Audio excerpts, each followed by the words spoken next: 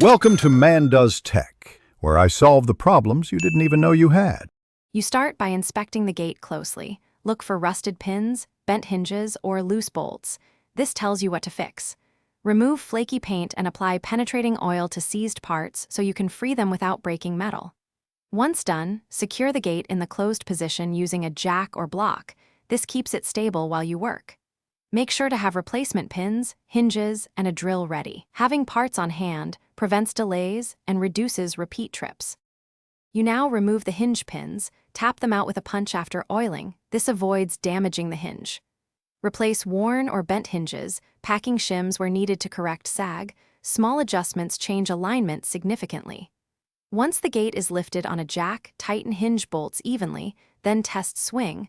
Look for rubbing or a gap more than 1/8 of an inch and correct with shims.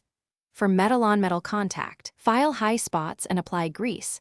This reduces noise and wear over time. You finish by aligning and testing the latch. Close the gate and mark where the keeper meets the strike, then drill new holes if alignment is off. Use self-tapping screws or bolts rated for outdoor use. Tighten securely, but avoid over-torquing, which strips threads. Once hardware is installed, treat exposed metal with rust primer and touch-up paint to prevent return corrosion. Finally, lubricate hinges and latch if the gate still binds. Recheck hinge shims and vertical plumb. Thanks for watching. If you found this helpful, don't forget to like and subscribe.